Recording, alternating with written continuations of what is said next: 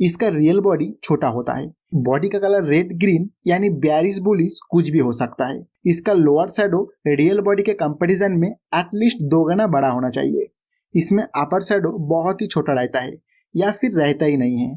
ये कैंडल कुछ session down trend के बाद बने तो ही इसे हैमर पैटर्न माना जाता है और चार्ट के ऊपर इस तरह फॉर्मेशन के बाद एक बुलिश रिवर्सल को इंडिकेट करता है। मतलब प्राइस यहाँ से अपसाइड जाने का पॉसिबिलिटी रहता है।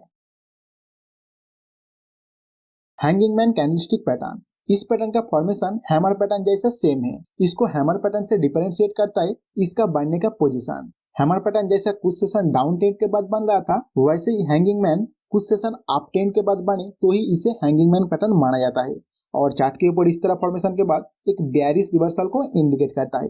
मतलब प्राइस यहाँ से डाउन साइड जाने का पॉसिबिलिटी रहता है। इन्वर्टेड हैमर कैंडलस्टिक पैटर्न, ये पैटर्न का रियल बॉडी छोटा होता है। बॉडी का कलर रेड या ग्रीन कुछ भी हो सकता है। इसका अपर शैडो रियल बॉडी से एटलीस्ट 2 गुना होना चाहिए। लोअर शैडो या तो रहता नहीं या फिर बहुत ही छोटा रहता है। ये पैटर्न बनने से पहले कुछ सेशन डाउन ट्रेंड में हो तो ही इसे इन्वर्टेड हैमर पैटर्न माना जाएगा और चार्ट के ऊपर इस तरह फॉर्मेशन के बाद एक बुलिश रिवर्सल को इंडिकेट करता है। शूटिंग स्टार कैंडलस्टिक पैटर्न, इस पैटर्न का फॉर्मेशन इन्वर्टेड हैमर जैसा सेम है। इसको इन्वर्टेड हैमर से अलग करता है इसका बढ़ने का पोजीशन। इन्वर्टेड हैमर कुछ सेशन डाउन ट्रेंड के बाद बन रहा था और ये कुछ सेशन अप ट्रेंड के बाद बने तो ही इसे शूटिंग स्टार पैटर्न माना जाता है। चार्ट के ऊपर इस तरह फॉर्मेशन के बाद एक बेयरिश रिवर्सल को इंडिकेट करता है।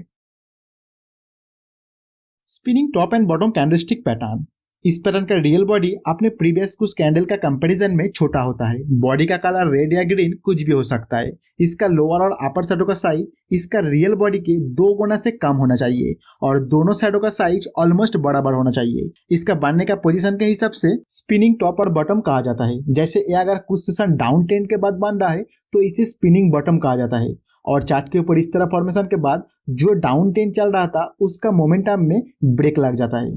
अगर नेक्स्ट कोई कैंडल अच्छे वॉल्यूम के साथ इस स्पिनिंग बॉटम के हाई के ऊपर क्लोज कर देता है तो एक बुलिश रिवर्सल को इंडिकेट करता है और अगर एक कुछ सेशन अप ट्रेंड के बाद बन रहा है तो इसे स्पिनिंग टॉप पैटर्न कहा जाता है और चार्ट के ऊपर इस तरह फॉर्मेशन के बाद जो अप ट्रेंड चल रहा होता है उसका मोमेंटम में ब्रेक लग जाता है। अगर नेक्स्ट कोई कैंडल अच्छे वॉल्यूम के साथ इस कैंडल के लो के नीचे क्लोज कर जाता है तो एक बेयरिश रिवर्सल को इंडिकेट करता है। हाई वेव कैंडलस्टिक पैटर्न, इस पैटर्न का formation spinning top and bottom pattern जैसा ही है। इसको स्पिनिंग टॉप एंड बॉटम से डिफरेंशिएट करता है इसका अपर और lower shadow. Spinning top and bottom में अपर और लोअर शैडो रियल बॉडी के 2 गुना से कम होना चाहिए और हाई वेव पैटर्न में 2 गुना से ज्यादा होना चाहिए। ये पैटर्न अगर बॉटम में बन रहा है तो इसका इंटरप्रिटेशन स्पिनिंग बॉटम जैसा होगा और ये पैटर्न अगर टॉप में बन रहा है तो इसका इंटरप्रिटेशन स्पिनिंग टॉप जैसा होगा। बुलिश मारुबुजू कैंडलस्टिक पैटर्न, इस कैंडल का ओपन नीचे और क्लोज ऊपर होता है और एक परफेक्ट बुलिश मारुबुजू कैंडल में कोई अपर और लोअर शैडो नहीं होता है। मतलब ओपन बराबर लो एंड क्लोज बराबर हाई होता है, लेकिन प्रैक्टिकली हल्का सा अपर और लोअर शैडो रहने पर भी उसे बुलिश मारुबुजू कैंडल माना जाता है। इस पैटर्न का बढ़ने का पोजीशन के हिसाब से अलग अलग इंटरप्रिटेशन निकल जाता है। जैसे ये अगर अप ट्रेंड के दौरान बन रहा है तो स्ट्रॉन्ग ट्रेंड कंटिन्यूएशन को इंडिकेट करता है और ये डाउन ट्रेंड के दौरान बन रहा है तो बुलिश रिवर्सल को इंडिकेट करता है। बेयरिश मारुबुजू कैंडलस्टिक पैटर्न, इस कैंडल का ओपन ऊपर और क्लोज नीचे रहता है और एक परफेक्ट बेयरिश मारुबुजू कैंडल में कोई अपर और लोअर शैडो नहीं रहता है। मतलब ओपन बराबर हाई और क्लोज बराबर लो होता है, लेकिन प्रैक्टिकली हल्का सा अपर और लोअर शैडो रहने पर भी उसे बेयरिश मारुबुजू कैंडल माना जाता है। इस पैटर्न का बढ़ने का पोजीशन के हिसाब से अलग अलग इंटरप्रिटेशन निकल जाता है। जैसे ये अगर डाउन ट्रेंड के दौरान बन रहा है तो एक स्ट्रॉन्ग ट्रेंड कंटिन्यूएशन को इंडिकेट करता है और अगर अप ट्रेंड के दौरान बन रहा है तो बेयरिश रिवर्सल को इंडिकेट करता है। Bullish belt hold candlestick pattern, इसका ओपन नीचे और क्लोज ऊपर रहता है। इसमें लोअर शैडो नहीं होता है। अपर शैडो बॉडी के कंपैरिजन में छोटा सा रहता है और ये पैटर्न बढ़ने का पोजीशन के हिसाब से बुलिश मारुबुजू कैंडल जैसा सेम इंटरप्रिटेशन निकाला जाता है।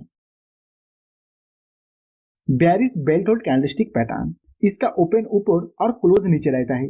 इसमें अपर शैडो नहीं होता है।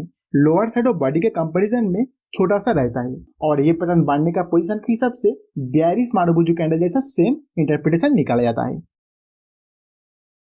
डोजी कैंडलस्टिक पैटर्न, इस कैंडल का ओपन और क्लोज प्राइस सेम पॉइंट पर होता है और इसमें अपर और लोअर शैडो नहीं होता है, मतलब ओपन हाई लो क्लोज चारों प्राइस एक ही पॉइंट पर है, इसीलिए इसको 4 प्राइस डोजी भी कहा जाता है। तो अभी आपका डोजी कैंडल का कंसेप्ट समझ आ चुका है।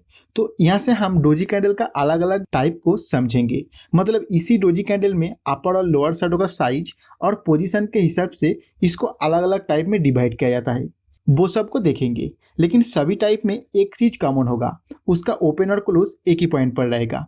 तो चलिए अलग अलग डोजी को देख लेते हैं। स्टैंडर्ड डोजी कैंडलस्टिक पैटर्न, इसका ओपन और क्लोज सेम प्राइस पॉइंट पर होता है। इसका अपर और लोअर शैडो छोटा होता है एंड ऑलमोस्ट साइज में इक्वल रहता है। इस पैटर्न बनने का पोजीशन के हिसाब से इंटरप्रिटेशन निकाला जाता है। जैसे ये अगर डाउन ट्रेंड के दौरान बन रहा है तो जो डाउन ट्रेंड चल रहा था उसका मोमेंटम में थोड़ा ब्रेक लग जाता है, और नेक्स्ट कोई कैंडल हाई वॉल्यूम के साथ इसका हाई के ऊपर क्लोज कर देता है तो बुलिश रिवर्सल को इंडिकेट करता है। और ये अगर अप ट्रेंड के दौरान बनता है तो जो अप ट्रेंड चल रहा था उसका मोमेंटम में थोड़ा ब्रेक लग जाता है। फिर नेक्स्ट कोई कैंडल हाई वॉल्यूम के साथ इसका लो के नीचे क्लोज करने पर बेयरिश रिवर्सल को इंडिकेट करता है। Long leg doji candlestick pattern, इस कैंडल का फॉर्मेशन स्टैंडर्ड डोजी जैसा ही होता है, लेकिन इसका अपर और लोअर शैडो लॉन्ग होता है जो इसको स्टैंडर्ड डोजी से अलग करता है। बाकी इसका बनने का पोजीशन को देखते हुए स्टैंडर्ड डोजी जैसा ही इंटरप्रिटेशन निकाला जाता है। Dragon fly doji candlestick pattern, इस कैंडल का ओपन और क्लोज सेम पॉइंट पर होता है। इसका लोअर शैडो रहता है, अपर शैडो नहीं होता है। यह अगर डाउन ट्रेंड के दौरान बन रहा है तो बुलिश रिवर्सल को इंडिकेट करता है, और अगर अप ट्रेंड के दौरान बन रहा है तो बेयरिश रिवर्सल को इंडिकेट करता है। ग्रेपस्टोन डोजी कैंडलस्टिक पैटर्न, सभी डोजी की तरह इसका भी ओपन और क्लोज सेम पॉइंट पर होता है। इसका अपर शैडो रहता है, लोअर शैडो नहीं होता है। यह अगर डाउन ट्रेंड के दौरान बन रहा है तो बुलिश रिवर्सल को इंडिकेट करता है, और अगर अप ट्रेंड के दौरान बन रहा है तो बेयरिश रिवर्सल को इंडिकेट करता है। तो जितना भी वन कैंडलस्टिक पैटर्न के बारे में आपको बेसिक जानकारी होना चाहिए इस वीडियो के थ्रू आपको मिल गया। फिर भी आपको अगर हर एक कैंडलस्टिक के बारे में इंडिविजुअली पूरी डिटेल्स जानना है तो आप हमारा चैनल ही सब कुछ शेयर किया। और आपको अगर इसी वीडियो की तरह ऑल 2 कैंडलस्टिक पैटर्न का एक वीडियो चाहिए तो कमेंट सेक्शन में जरूर लिखिए। इस वीडियो से आपको अगर कुछ सीखने को मिला तो वीडियो को लाइक जरूर करना। चैनल में फर्स्ट टाइम विजिट कर रही हो तो चैनल को सब्सक्राइब कर लेना। इस वीडियो में इतना ही।